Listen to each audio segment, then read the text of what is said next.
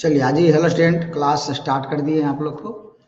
ठीक है, जो ज्वाइन कर लिए हैं जल्दी जल्दी मैसेज करते जाएंगे। क्लास शुरू। चलिए हम शुरू करते हैं। लिखा हुआ है 127 नंबर प्रश्न में सबसे पहले हम लोग चलते 127 नंबर प्रश्न। ठीक है चांदनी जी और कौन कौन लोग आगे मैसेज करते जाएंगे। बेफसलें, चलिए नीतीश जी भी आ गए हैं। बेफसलें जिन्हें वृद्धि के लिए, वृद्धि मतलब ग्रोथ के लिए क्या चीज आवश्यकता होती है, ग्रोथ के लिए बहुत अधिक जल, क्या बात रहे हम लोग, बहुत जल की आवश्यकता होती है, जिसमें बहुत अधिक पानी की आवश्यकता होती है। ऐसा जोड़ा को हम लोग को इसमें से चुन के निकालना है। बेफसलें जिन्हें वृद्धि के लिए बहुत अधिक जल की आवश्यकता होती है, ऐसे फसल को बताना है। ठीक है, ये उत्तर लगा दे जो गलती है। कैसे लगा दिए पहले समझना आपको। चावल में तो अधिक पानी चाहिए, चावल यहाँ भी अधिक पानी चाहिए। ठीक है, और जो बीन्स है, बीन्स मन होता है दलहनी फसल, बीन्स मतलब दलहनी फसल। ठीक है, और दलहनी फसल में आपको मालूम है कि पानी देने से क्या होता है, एक्सपायर कर जाता है। क्या होता है, एक्सपायर कर जाता है दलहनी फसल। कोई भी दलहनी बीन्स में सेम दीजिए, पानी सिंचाई करेंगे ज्यादा खत्म हो जाएगा। आप अरहर मसूर मटर कुछ भी देखे होंगे सब में खत्म हो जाती है। ठीक है ना, इसीलिए वो फसल नहीं होगा उत्तर। इसी पर तो बताना था, तो आपको लाइन कट गया ना कल। इसके बाद कहते हैं आगे गेहूं, गेहूं में 6 आयरिगेशन चाहिए, 6 आयरिगेशन की आवश्यकता होती है। पानी इसको चाहिए, तो पूछ रहा है ज्यादा पानी चाहने वाला इन दोनों में।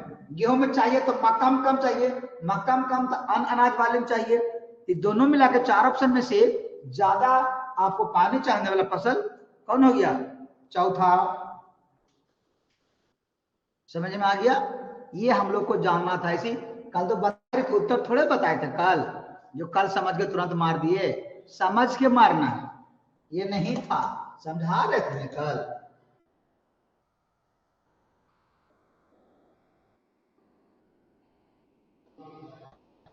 चलिए आगे बढ़ते हैं। पर आगे हम लोग 128 नंबर प्रश्न में आगे हम लोग देखिए ध्यान से। कर रहा है यहाँ पर प्रश्न को, करा निम्नलिखित में से कौन सी, निम्नलिखित में से कौन सी रंग, पीले रंग की, और थोड़ा करता हूं अब दिखाई पड़ेगा पूरा प्रश्न। निम्नलिखित में से कौन सी पीले रंग की सीरा मोजाइक, क्यों कर रहा है, पीले रंग की सीरा मोजाइक रोग की प्रतिरोधी भिंडी किस्म है। भिंडी की किस्म है जिसमें क्या येलो भेन मोजाइक रोग नहीं लगता है, येलो भेन मोजाइक रोग नहीं लगता है। ऐसा पूछ रहा है, कौन सा ऐसा है जो रेजिस्टेंस है, भिंडी में प्रतिरोधी मतलब रेजिस्टेंस है, उसमें नहीं लगता है। नंबर 1 अर्क या अर्का, 21 हुआ, अर्का अनामिका, अर्का अभय, परभनी क्रांति, उपरोक्त सभी। ये सब महाराष्ट्र की वैरायटी है। अर्का परभनी ये सब कहाँ वैरायटी है, महाराष्ट्र की वैरायटी है। वहां यहाँ पर एग्रीकल्चर की कॉलेज है, वहीं से निकला हुआ। उपरोक्त सभी, सभी हमारा है जो रेजिस्टेंस है येलो भेन मोजाइक का, भिंडी में नहीं लगता। ठीक है, चलिए आगे बढ़ते हैं। उसके बाद कर रहे हैं यहाँ पर 29 में देख लेंगे। यहाँ पर आ गया 129वां प्रश्न में कौन सी, जो आपको देख रहा है यहाँ पर कर है मंदारिन संतरे, मैंड्रीन ऑरेंज लिखा हुआ, अंग्रेजी में क्या बोलते हैं इसको, मैंड्रीन ऑरेंज माने संतरा की एक किस्म है, माने वेराइटीज है। कौन सा आपका संतरा की वेराइटी है। देखते होंगे मौसम्बी और संतरा दोनों दो चीजें पहले मालूम चाहिए। तो मौसम्बी तो नहीं ना होगा, पहले कार्ड जो नहीं जानते, बेलेंसिया लेट भी नहीं, रथ गुड़ी भी नहीं, नागपुर संतरा, संतरा फेमस है नागपुर की, ये वैरायटी है, संतरा की वैरायटी है। नागपुरी संतरा होता है, नागपुर संतरा वैरायटी है। ठीक है, रमाकांत जी, दिलकुश जी, चंदा जी, कुछ लड़का बढ़े हैं नहीं, कुछ आज ज्वाइन किए ज्यादा। डेली पढ़िएगा नहीं तो काट देंगे बैच को। ठीक है, प्रभात राय जी भी आ गए। डी उत्तर था, सही था, ये हमारा उत्तर सही है। तो मैंड्रिन ऑरेंज की वेराइटीज थी, ये आप जानेंगे। ठीक है, आगे बढ़ते हैं। यहाँ पर आगे क्वेश्चन नंबर 30 में देखेंगे हम लोग। प्रश्न आ गया हम लोग का, कर है निम्नलिखित में से किसमें, कर है किसमें सर्वाधिक अपरिष्कृत प्रोटीन घटक होता है। सर्वाधिक अपरिष्कृत जो साफ किया हुआ नहीं प्रोटीन घटक है वो किसमें ज्यादा होता है। मूंगफली की खल्ली में, सोयाबीन खल्ली में, गेहूं के चोकर में, चावल चोकर में। एक दिन पढ़ाया है आप लोग को, इसी में बताना है जल्दी जल्दी।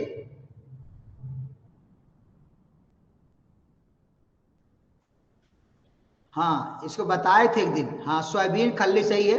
करा अपरिष्कृत माने जो साफ करते हैं, फिल्टर करते हैं, परिष्कृत हुआ।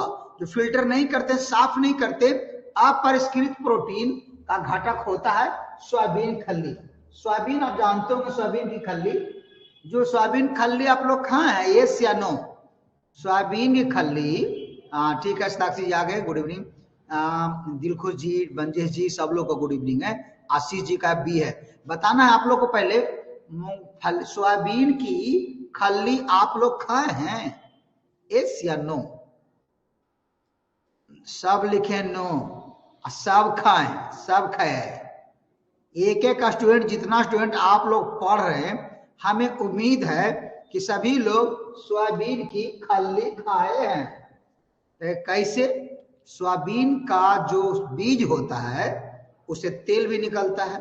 सोयाबीन के बीज से आपको क्या निकलता है? दूध भी निकलता है। उसके दाल भी होते हैं, उसके सब्जी भी होते हैं, और उसका तेल निकालने में जो खल्ली गोल गोल बचता है ना, जो आप लोग को डिब्बा में बेच के नहीं बेचता है, न्यूट्रीला, न्यूट्रीला जो देखे हैं गोल गोल, उसमें निकलता है, वो सोयाबीन की खल्ली है। जानवर को नहीं देकर हम ही लोग खा जाते हैं, क्योंकि उसमें प्रोटीन की मात्रा भी ठीक ठाक रहता है। तो जानवर को नहीं देकर अपने खा के, आप सब खाए ना सब लोग? हाँ, सब्जी बना के, हाँ सब्जी बना खाए सब। ठीक है, आगे बढ़ते हैं। जान के नहीं सब लोग खाए। ओरिजिनल जो सोयाबीन होता है बीज वाला, उसमें 42% प्रोटीन होता है। और जो खलिया खाते हम लोग गोल गोल, उसमें 12-15% प्रोटीन होता है। इस चक्कर में नहीं खाए कि यही सोयाबीन में पूरा प्रोटीन होता है, उस चक्कर में नहीं रहिएगा। ओरिजिनल बीज वाला सोयाबीन खाएंगे तब 42% प्रोटीन पहुंचेगा। हाँ, तब खाए हैं बोल रहे हैं। ठीक है, आगे बढ़ते हैं। समझिएगा, अर्थ तो जानेंगे सर। चलिए आगे बढ़ते हैं, इसमें देख लेंगे। यहाँ पर कह रहा है निम्नलिखित में से कौन सी बीमारी गर्भपात का कारण बनती है। गर्भपात का अर्थ एक दिन बताए थे, एबॉर्शन होता है, उसका क्या कारण होता है। जानवर का है, जानवर का टीबी, टीबी किसी को हो गया ऐसा तो होता नहीं। कॉक्सीडियोसिस मुर्गी में होता है ना, अब ब्रुसेलोसिस भी मुर्गी में होता है, रेबीज हर चीज में होता है। इसको बताना है कि किसी कारण से गर्भपात हो जाता है। हाँ, तो ये आपको सी लगाए, ब्रुसेलोसिस, ब्रुसेलोसिस से पकड़ लेंगे। ब्रुसेलोसिस से फीमेल जो होता है उसमें गर्भपात हो जाता है, माने एबॉर्शन हो गया, ऐसा होता है। समय से पहले बच्चा का पैदा हो जाना, जन्म लेना ना, एबॉर्शन कहलाता है, गर्भपात कहलाता है। ठीक था, सही तरह जानवर ला भी पूरा पढ़ लेना है आप लोग को सब कुछ। निम्नलिखित में से कौन सी ज्वार की डबल कट किस्म है। अब डबल कट में 2 बार कटिंग होगा, 2 बार कटिंग, मल्टीपल कटिंग। ज्वार अभी पढ़ाए थे कुछ दिन पहले सेकेंड ईयर वाले को। सर हम जो पीडीएफ भेजे हैं उसका भी करा दीजिए। आशीष जी पीडीएफ भेजे, वो साफ साफ नहीं है, वो पीडीएफ आपका नहीं भेजा हुआ था, आपको फोटो खींच के भेजा हुआ है, साफ नहीं आया है, ठीक है, इसीलिए नहीं करा रहे हैं। साफ रहा तो करा देते, स्क्रीन पर नहीं आ रहा है, वो साफ करके भेजिएगा तो करा देंगे उसका भी क्वेश्चन। ठीक, आगे बढ़ते। कौन सी ज्वार की डबल कट किस्म है। डबल कट मतलब 2 बार उसको काट सकते हैं। ज्वार 2 बार काट लिए, फिर नीचे से निकल जाएगा ब्रांच, उसमें फिर काटेंगे। PC6 027 HD 136 HD 171 कौन होगा जल्दी बताइए। हाँ इसमें बता दिया आप लोग, सब लोग बता रहे हैं सी। PC6 और CO21 में जाइए, ज्वार की डबल कट किस्म आपको लिखा हुआ है CO27। CO27 जैसे नेपियर घास का होता है मल्टी कट कटिंग, हमको बरसीम का भी मल्टी कट होता है, इसका डबल कट हुआ तो ठीक है, आप सो लिख लेंगे C132 का क्या लगा लेंगे हम लोग, CO27। निम्नलिखित में से, फिर आगे प्रश्न दे रहा हूं, कौन सी भैंस की एक नस्ल है। बहुत आसान प्रश्न है, आपको बता देना होगा, तुरंत पकड़ लीजिएगा, बहुत इजी है। कर निम्नलिखित में से कौन सी भैंस की एक नस्ल है, नस्ल मतलब ब्रीड होता है, तो आप इसको पकड़ पकड़ के बताएंगे, आपको अपने से समझ में आ जाएगा, जल्दी बताएंगे अपने समझ में आ जाएगा। हाँ बता दिए गौरव जी, रमानाथ कांत जी, पल्लवी जी, आदर्श जी, मंजेश जी, दिलखुश जी, देख रहे अभिषेक जी का, माधव जी का, सब लोग का उत्तर क्या आ गया, हम लोग का उत्तर डी आ गया। ब्राउन स्विस गाय है। ब्राउन स्विस क्या है, गाय। गाय मतलब जानते होंगे, गाय जर्सी भी गाय है, विदेशी भी गाय है, ठीक है। अंगोला भेड़ है, ठीक है। और ये हमारा सुरती भैंस है, इसके पहले बताए थे सुरती क्या होती, भैंस होती, इसको बारे में जानना है। इसी तरह सभी वैरायटी को जानना है, सभी ब्रीड को हम लोग को समझना, याद रखिएगा तो मिल जाएगा सभी उत्तर, ठीक है। चलिए हम देखते हैं निम्नलिखित में से कर रहा है, निम्नलिखित में से कौन सी रबी की फसल है, कर रहा है कौन सी रबी की फसल है। रबी क्रॉप्स होता है ना आपको, उसकी कौन सा फसल है, रबी सीजन में कौन होता है। खरीफ रबी जाए 3 फसल होती है, इसमें रबी लगा लेंगे, जिसमें गेहूं के साथ में, गेहूं के सीजन के टाइम पर जो भी क्रॉप्स होगा सब रबी, ज्वार, मूंगफली, सरसों, कपास। हाँ सबको उत्तर सी, एक तरफ देख लिए सी, तो मेरा भी सी है, सरसों सही है, रबी का है, ये आपको रबी क्रॉप है, और बाकी हो गया खरीफ, ये भी आपको खरीफ है, और ये भी खरीफ है, और ये भी खरीफ है। तो ऐसा नहीं कि यहाँ पर रबी सिर्फ याद रखना है, आप इसको याद रखना क्या चीज, खरीफ में कौन है ये भी याद रखना है। मूंगफली खरीफ का हो गया, अरहर खरीफ का है, ज्वार खरीफ का है, ये कपास भी खरीफ का है, ये अलग से आपको जान जाना है, यही नहीं कि एक एक पकड़ के छोड़ देंगे, वो भी उत्तर को जानेंगे। तो निम्नलिखित में से कर है, निम्नलिखित में से कौन सा एक कर है, निम्नलिखित में से कौन सा एक सूक्ष्म मातृ तत्व है, माइक्रो न्यूट्रिएंट कर है।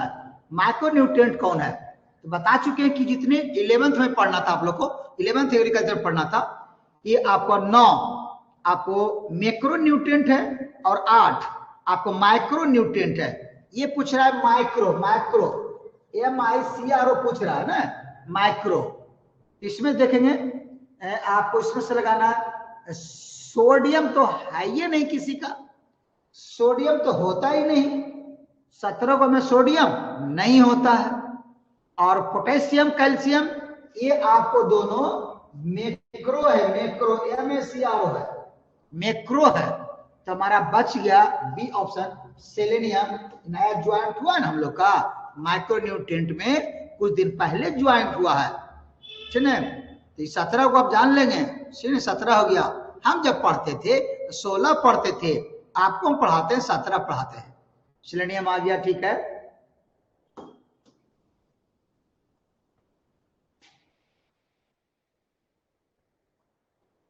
चलिए यहां पर आज हम लोग देखेंगे, चला छोटा करते हैं, उसको दिखाई पड़ेगा सर। प्रश्न दिख रहा होगा, हाँ साफ साफ दिख रहा है, नीचे भी देख लीजिएगा आप लोग, हाँ ठीक है। हाँ अब इसको ध्यान से समझेंगे, बढ़िया से पढ़ेंगे। निम्नलिखित में से कौन सी कृषि प्रणालियां सही क्रम में है। कृषि प्रणाली एग्रीकल्चर का सिस्टम होता है, उसी सिस्टम से खेती करते हैं। तो जब हम आपको पढ़ा रहे थे क्रॉपिंग सिस्टम, इसके 12 क्लास में शुरू में से सेकेंड चैप्टर पढ़ते, फर्स्ट यूनिट का सर, एन ना बोनिफिशियल एलिमेंट का चुप रहे, ना सोडियम बेनिफिशियल एलिमेंट है, हाँ वो आवश्यक में नहीं है। ठीक है, आगे बढ़ते हैं। यहाँ पर कर रहा है सही क्रम में। तो पहले क्या काम करते हैं?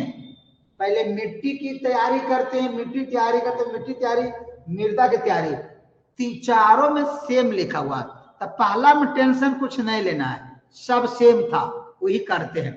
फिर आ करते मिट्टी तैयार, क्या बुआई करते हैं कि निराई करते हैं कि सिंचाई करते हैं कि सिंचाई करते हैं? उसके बाद क्या करते हैं हम लोग? मित्र बुआई करते हैं। बुआई करेंगे तब ना सिंचाई करेंगे, तो बुआई करेंगे, सही है। उसके बाद सिंचाई करते हैं कि बुआई करते, उल्टा पुल्टा लिख दिया, सिंचाई करते, बाद निराई करते, फिर कटाई करते। माने कि प्रिपरेशन ऑफ लैंड, फिर सोइंग, फिर इरिगेशन, फिर होइंग, फिर हार्वेस्टिंग। ऐसा क्रम से आपको 12 में जब पढ़ाते थे उसी क्रम में आपको पढ़ाया जाता था। तो आप लोग देखोगे, अपने से याद होनी चाहिए, ये पैटर्न आपको लगाना है, बिना पढ़े हुए, बिना पढ़ाए हुए।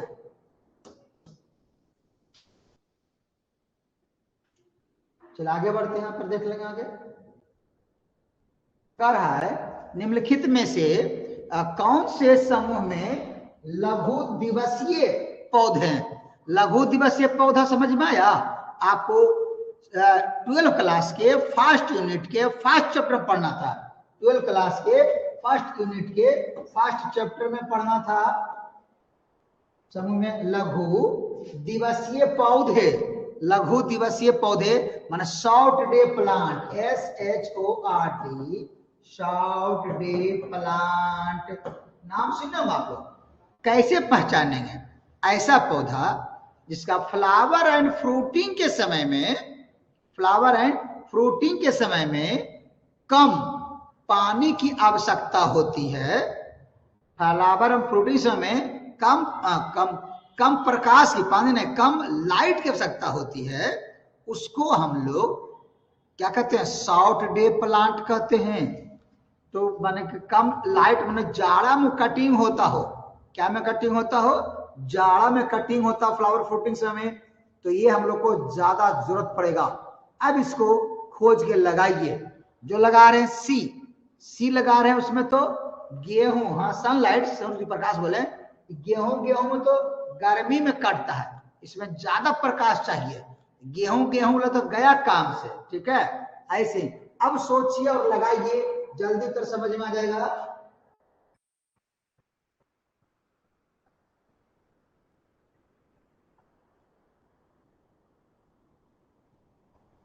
जल्दी लगा लेंगे। ठीक है, गेहूं लॉन्ग डे प्लांट है। गेहूं कौन है? लॉन्ग डे प्लांट है, याद रखिएगा। गेहूं गलती है, और सरसों, चना, ये सब तीनों सब लॉन्ग डे है, लघु प्रकाश के पौधे, ये सब तीनों ये लॉन्ग डे प्लांट है, लॉन्ग डे प्लांट है। ठीक है, लॉन्ग डे प्लांट से याद रखिएगा सबको। चलो ठीक, समझ में आ गया तो गलती। अब आगे बढ़ते हैं। ठीक है, गेहूं भी लॉन्ग डे प्लांट है। मक्का, लोबिया और बाजरा, ये लोबिया मन होले काउपी, बोड़ा, अब बाजरा हुआ खरीफ का, मक्का हुआ खरीफ का, धान होता खरीफ का। धान होता है शॉर्ट डे, क्योंकि धान रोपाता गर्मी में, फ्लावर फ्रूटिंग में कम समय लेता है। ऊपर में से कोई नहीं टेंशन लीजिए, मक्का कम समय में हो जाता है। पूरा भारत के लिए खरीफ में रखा गया मक्का, बिहार के लिए केवल 3 सीजन है। ठीक है, और लोबिया, क्या लोबिया मैंने जानते क्या होता है? काउपी, मटर, कौन मटर? बोड़ा, बोड़ा जिसको बोलते हैं, तो खरीफ में बोड़ा बहुत होता है। और बाजरा उसमें गए तो बी ऑप्शन है, ये सब शॉर्ट डे वाला है, शॉर्ट डे प्लांट का, शॉर्ट डे प्लांट को इसको रखिएगा। ठीक है, इसको अर्थ को समझ के लगाना है, तब उत्तर होगा, ऐसे नहीं किताब देखो उत्तर नहीं मारते रहिएगा। आप लोग किताब हम जानते सब खरीद ले हैं, और ये आपके पास क्वेश्चन है, हमको मालूम है ये क्वेश्चन आपके पास है, आप किताब से उत्तर देख के मार देते हैं, गलती हो जाएगा। हाँ, रबी क्रॉप लॉन्ग डे, खरीफ क्रॉप शॉर्ट डे। हाँ, आज जायद क्रॉप डे न्यूट्रल, जायद वाला क्या मारेंगे? डे न्यूट्रल होता है जायद वाला। तो ठीक, आगे बढ़ते हैं। यहाँ पर इसको देखिएगा, ध्यान से देखिएगा फिर से। कारण निम्नलिखित में से कौन सा एक अंतः संस्करण या अंतः कृषि है, अंतः संस्करण या कृषि, अंतः संस्करण या अंतः कृषि के लिए प्रयुक्त एक औजार मन उपकरण नहीं है, अंतः संस्करण के लिए उपकरण नहीं है। नंबर 1 घूर्णी निराई हैरो, बात करेंगे 11th का प्रश्न है। कास्ट हल, लघु फलक हैरो, बीज ड्रिल, कौन सा ऐसा नहीं है, ऐसा बताना आप लोग को।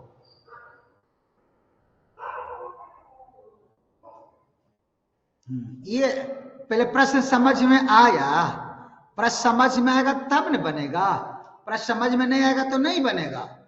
इतना आसान प्रश्न नहीं है, इसकी अर्थ समझ में आनी चाहिए। ये अंतः संस्करण, ये अर्थ समझ में आएगा तो समझ में जाएगा।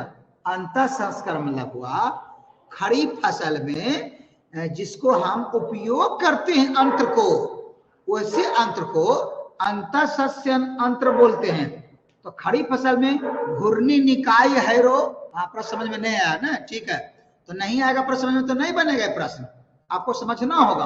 तो अंतः संस्करण मतलब जो खरीफ फसल है उसमें जो क्रिया करता है तो अंतः संस्करण कहलाता है। ऐसा मशीन कौन सा है, जैसे पूछ रहा कौन सा नहीं है, तो घूर्णी हैरो आपको ज्यादा ठेला जैसे देते हैं, ठेले के चलाता और निकाय गुड़ाई करता, तो है, ये है।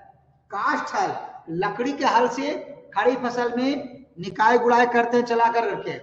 लघु फलक हैरो, लेकिन बीज ड्रिल, बीज ड्रिल होता है, सीड ड्रिल, बीज ड्रिल अलग मशीन है, जीरो टिलेज नहीं है। इतना ड्रम होता है और उसे बीज में दवाई मिलाने के लिए उसमें बीज ड्रिल एक मशीन होती है, सोइंग से पहले काम होता है, इसका काम सोइंग से पहले है, इसीलिए ये उपकरण अंतः संस्करण का नहीं है। समझ में अब आ गया होगा, फिर अर्थ समझिएगा तब में आएगा। किताब में तो रहता है, सेट पढ़ लीजिएगा, मार दीजिए तो कोई फायदा नहीं, समझिएगा सब दिन तक रहेगा। जीरो टिलेज में यूज होता है, जीरो टिलेज अलग मशीन है, ठीक है, वो ट्रैक्टर होता है, वो चलता है। अब बीज ड्रिल होता है, बीज में दवाई मिलाने का एक मशीन होता है, फिर अलग से होता है, ठीक है।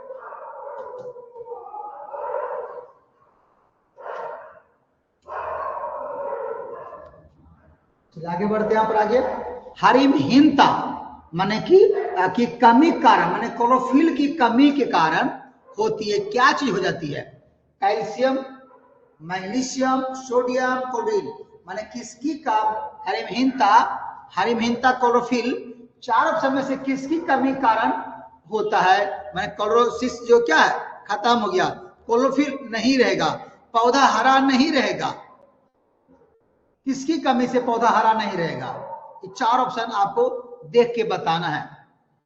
तो क्लोरोफिल का फार्मूला अगर जानेंगे तो ये उत्तर सही होगा, कैल्शियम, मैग्नीशियम, सोडियम और क्लोरीन।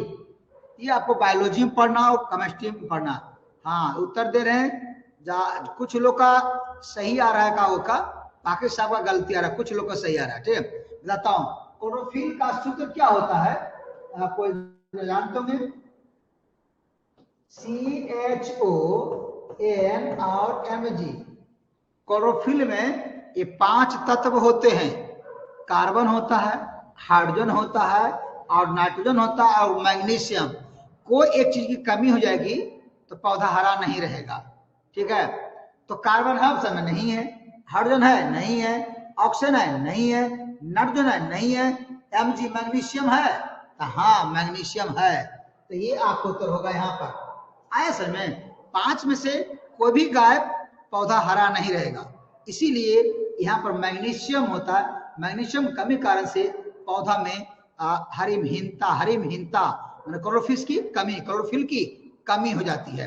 अर्थ समझ में आया प्रश्न, केवल रट लेते ऐसे ही किताब देखो उत्तर पढ़ लेते तो नहीं आदर रुकेगा माइंड में, इसे रोकने के लिए आपको पढ़ना पड़ता है, ठीक है। देख लिया अमृता जी, पल्लवी जी, गौरव जी, मंजेश जी, सबको देख लिए उत्तर, मैग्नीशियम चाहिए। चलिए ठीक, आगे बढ़ते हैं, यहाँ पर समझ में आ जाएगा, सब समझ लीजिए। कर रहा है हाँ, ये भारतीय रिजर्व बैंक की स्थापना, RBI, बैंक नहीं पढ़ना है, बैंक कार्य करते ना आपको, RBI की स्थापना कब हुआ था। भारतीय रिजर्व बैंक की स्थापना आजादी से पहले हुआ, इसीलिए अभी पहले सबका उत्तर है ना दिया हुआ। अरे पहले हुआ था, कब हुआ था? हाँ 1935 में हुआ था। 1920, 30, 32, 35 में हुआ था। अब 35 में करने के बाद आपको 1955 में फिर इसका रजिस्ट्रेशन हुआ, राष्ट्रीयकरण हुआ, नेशनलाइजेशन हुआ, नेशनलाइजेशन हुआ बाद में ना इसका हो गया था। तो ये नहीं 49, 49 में नेशनलाइजेशन हुआ। ये कब हुआ? 1949 में जाकर के ये नेशनलाइजेशन हुआ, सरकारी बैंक बना। 85 में ब्रिटेन सरकार के हाथ में था, तो ब्रिटेन लोग 35 में स्थापना किया था। भारत आजादी के बाद 49 में इसको सरकारी कर देगा, राष्ट्रीयकरण कर देगा 49 में। 55 में स्टेट बैंक का हुआ था, ठीक है, इसीलिए वहां पर आ गया मैटर। ठीक है, आगे बढ़ते हैं, ये आपको जानना था। कर रहे हैं यहां पर, ये देखिएगा, टेरेस बनाना, टेरेसिंग में मृदा संरक्षण एक प्रभावी तरीका कहां? पर्वतीय क्षेत्र में, तटवर्ती क्षेत्र में, रेगिस्तानी क्षेत्र में, मैदानी क्षेत्र में? तुरंत बताइए इसको, बहुत आसान प्रश्न है।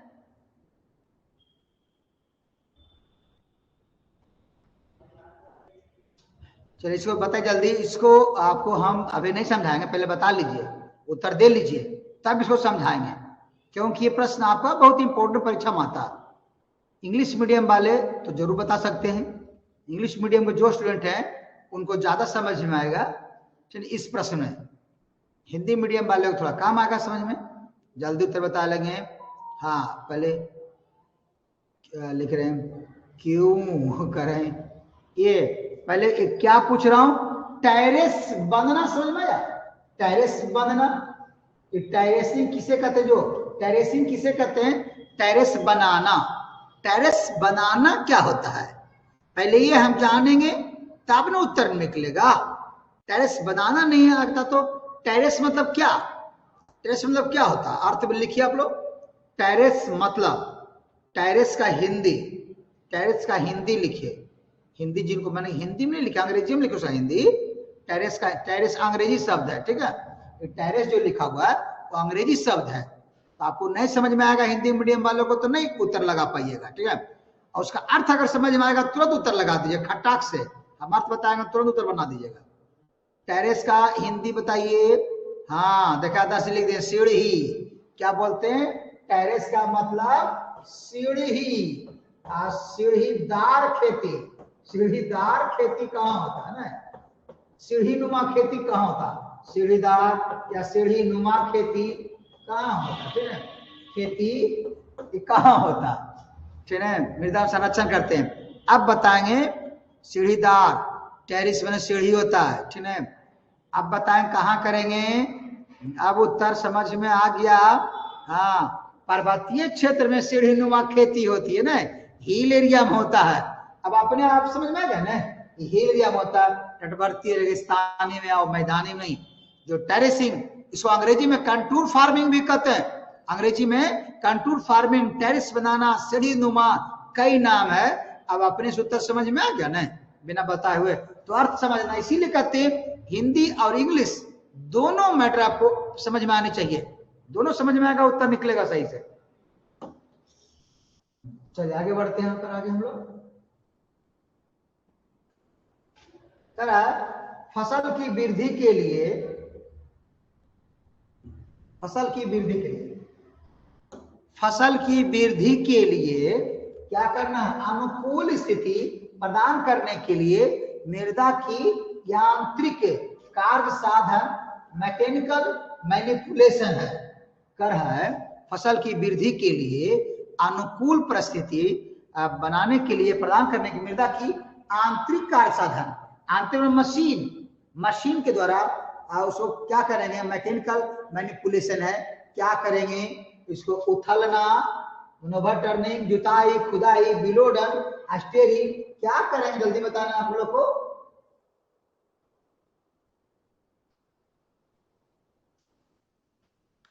अर्थ समझ में आने चाहिए। कर रहा है फसल की वृद्धि के अनुकूल स्थिति प्रदान करने की मृदा की आंतरिक कार्य साधन है। क्या है? आंतरिक जोतना, मशीन क्या करता है, जुताई का काम करता है। क्या करता है हम लोग को, मशीन जुताई काम करता है। जुताई करना इसमें काम होगा, फसल की वृद्धि के लिए हम लोग अनुकूल बनाते हैं, मिट्टी को कई बार जोतते हैं, उसको प्रिपरेशन ऑफ लैंड कहते हैं, कि हम लोग ये करना होता है।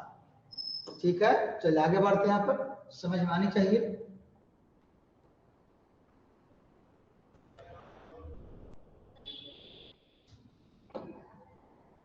चावल की फसल में, क्या फसल में, चावल की फसल में, चावल फसल में जल की आवश्यकता महत्वपूर्ण चरण है। पानी कर है चावल की फसल में जल आवश्यकता महत्वपूर्ण चरण है। किस लिए, अच्छा, और नीचे भी ऑप्शन है ना, और ऊपर करते ऑप्शन मिलेगा। अब तो समझना कि ऊपर दिखा रहा है, ठीक है।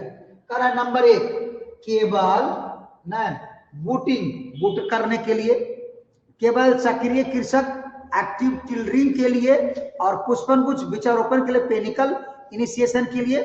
आगे बढ़ते हैं यहाँ पर, केवल पुष्पन फ्लावरिंग शीर्षक के लिए, ऊपर सभी के लिए चावल में जल आवश्यकता क्यों पड़ती है, ये कारण। बूटी में स्टार्ट करना, एक्टिव टिलरिंग में ब्रांचिंग टिलर, जो पेनिकल इनिशिएशन मतलब उसमें अंदर में पुष्प गभा जिसको बोलते हैं, गभा पुष्प कुछ बीजारोपण हुआ, ये आपको हुआ पेनिकल इनिशिएशन बोलते हैं उसको, पेनिकल इनिशिएशन।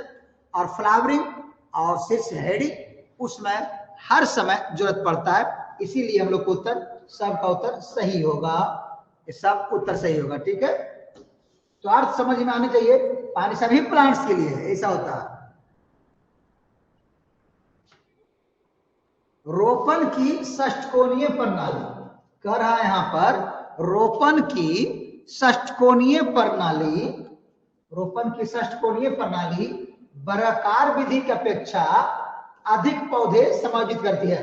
कर है रोपण की षष्ठकोणीय प्रणाली वर्गाकार विधि की अपेक्षा अधिक पौधे समायोजित करती है, ये हम लोग को जानना है।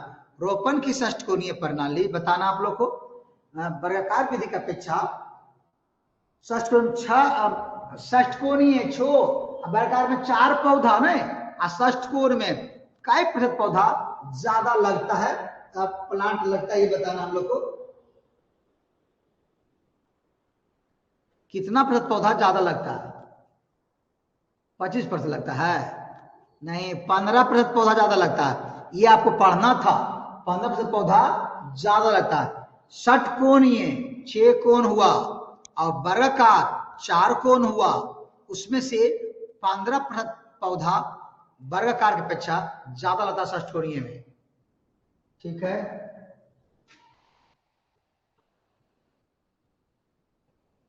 चिक, चिक समझते हो, चिक, चिक के बारे में, चूजा होता है ना बच्चा, मुर्गी के बच्चा को चिक कहा जाता है। ठीक है, चूजा चिक। और ग्रोअर शेड के बीच, ग्रोअर शेड मतलब उत्पादन जो रहा है मुर्गियों के बीच की न्यूनतम दूरी होनी चाहिए। कितना न्यूनतम दूरी होगा, फुट में 50 फुट, 20 फुट, 30 फुट, 40 फुट, कितना दूरी रखेंगे, ये हम लोग को जल्दी बताना है। कर है चिक बने बच्चा, छोटा चूजा ना बच्चा जो, अब ग्रोअर शेड मतलब बड़ा हो गया, दोनों साथ नहीं रहते, बच्चा को अलग अलग रखते हैं, तो दोनों में कितनी दूरी रखेंगे, 50 फुट की दूरी रखेंगे, उसका डिजीज रोग इन्फेक्शन ना करे, इसीलिए 20 नहीं। तो ठीक है, आगे देखते हैं, यहाँ पर 10 फीट का था। मवेशियों में जोन रोग या जोन्हे रोग विशिष्ट लक्षण है। मवेशी मतलब जानवर, जो पशु होता है ना, उसको मवेशी कहते हैं। मवेशी में जोन रोग है, जोन लिखल है, रोग विशिष्ट लक्षण है। क्या चीज के लक्षण है, दीर्घकालीन लार श्रावण, दीर्घकालीन अतिसार, मुंह के छाले और पादों में कड़ापन, माने कि पैर में कड़ापन होता है, ये आपको बताना, जल्दी बताना है।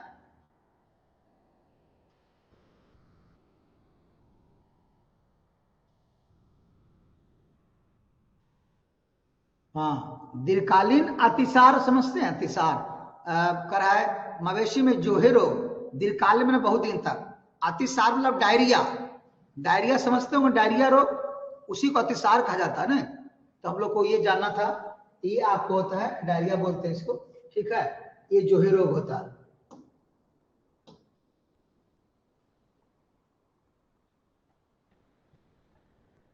प्याज का बताना आप लोग को, सबसे विनाशकारी कीट, सेकेंड में पढ़ना था, विनाशकारी कीट कौन सा है? प्याज में कीट लगता ही लगता है। नंबर 1 थ्रिप्स, घुन, सफेद मक्खी, एफिड। एफिड मैंने माहू, इसका मतलब माहू, ठीक ना होता है, एफिड मतलब माहू। तो प्याज में कौन कीट लगना ही लगना है, जरूरी लगता है। सब लोग का देख रहा हूं उत्तर आ गया, मंजर जी का सी, गौरव जी का, पल्लवी जी का, चांदनी जी का एक, रमाकांत जी के, रणवीर जी का सी। तो उत्तर है एक, उत्तर थ्रिप्स, थ्रिप्स कीट, ये ज्यादा लोग का है, ये सही है। सफेद मक्खी वायरस को फैलाता है, सफेद मक्खी अन्य किस्म होता है जिसमें वायरस पकड़ेगा, उसी में सफेद मक्खी होता है, ठीक है। तो ये आपको थ्रिप्स प्याज में विनाशकारी कीट है। कर मुर्गी के अंडे में एल्बुमिन माने अंडे की सफेदी का प्रतिशत, मुर्गी का अंडा हुआ, टोटल अंडा में जो सफेद भाग को एल्बुमिन कहते हैं, ये जानना अलग से। अब पीला वाला प्रोटीन होता है एल्बुमिन, तो एल्बुमिन का परसेंटेज टोटल अंडा में कितना होता है? 30%, 10%, 58% और 15% कितना होता है, जल्दी बताएंगे।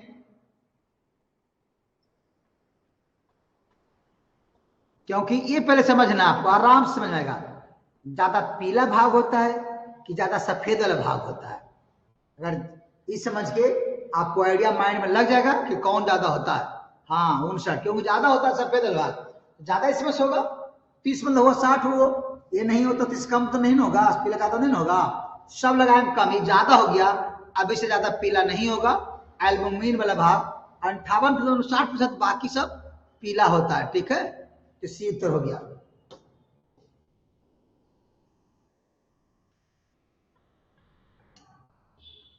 चलिए आगे बढ़ते हैं। यहाँ पर तैरने वाले खरपतवार किसके द्वारा हटाए जाते हैं? यहाँ पर तैरने वाले खरपतवार जो हमारा है, ये निम्न में के द्वारा हटाए जा सकते हैं। कैसे उसको हटा देंगे?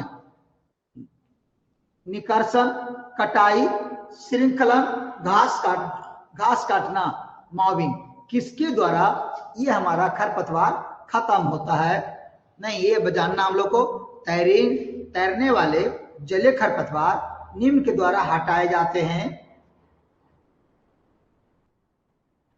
देखे होंगे आप लोग, उत्तर है निष्कर्षण, ड्रेडिंग निकाल देंगे, कटिंग कटाई कर देंगे, श्रृंखलन चैनिंग, और घास काटना माउइंग। तो नहीं, पहले कौन कौन नहीं होगा? जो कटाई करके निकालेंगे तो ये तो नहीं निकलेगा, ये दोनों खत्म हुआ। निष्कर्षण नहीं, श्रृंखलन चैनिंग विधि से इसको काट काट के तब निकालना पड़ता अलग से, कटिंग नहीं करते, श्रृंखलन विधि से खींचते जाएंगे, निकलते था। तैरने वाला ना आपको ऐसे ऐसे पकड़ खींचते जाएगा, सब धीरे धीरे आ जाता है और सब निकालते चला गया अंदर जाने। जो नहीं, श्रृंखलन विधि चैनिंग सिस्टम से तैरने वाले सब ज्वाइंट होती है। जैसे आप लोग देखे होंगे जलकुंभी देखे होंगे ना, वाटर हायंथिस या इचोर्निया बोलते हैं जलकुंभी को, उसको किनारे से खींच लीजिए, खींचते जाइए, सब जलकुंभी आ जाएगा, धीरे धीरे निकल जाएगा ना, इसको ऐसे खींच के निकाल लेते हैं, ठीक है। उत्तर हो गया हमारा सी।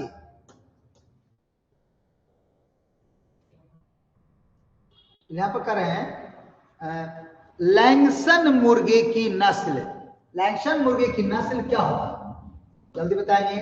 लैंगसन मुर्गे की नस्ल निम्नलिखित में से संबंध किससे संबंधित है? लैंगसन मुर्गा समझते हैं, मुर्गा भूमध्यसागरीय वर्ग, जो व्हाइट लेग हॉर्न होता है वो भूमध्यसागरीय होता है, ठीक है।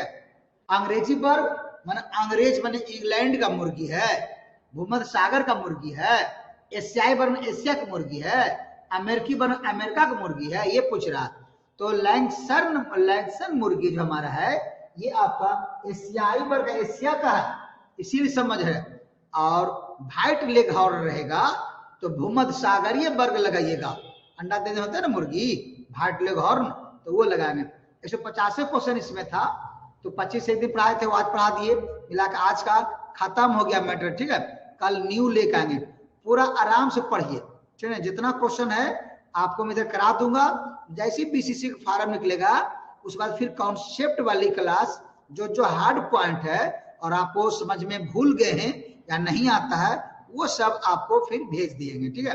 पढ़ाते जाएंगे, टेंशन नहीं लीजिए, रात दिन पढ़िए, मेहनत करके पढ़िए, रिजल्ट हो जाएगा, ठीक है। इसीलिए आप जो करना है रात दिन पढ़ लीजिए। अब कुछ दिन खत्म हुआ, कुछ दिन आओ, बस बीसीसी फॉर्म देगा, तुरंत एग्जाम मिलेगा, ज्यादा समय नहीं देने वाला है। फॉर्म भराएगा, डेट खत्म होगा, एडमिट कार्ड दे देगा, एग्जाम ले लेगा, जो पढ़ा हुआ रहेगा मिल जाएगा, ठीक है। इसलिए जान लेंगे इसको, ठीक है।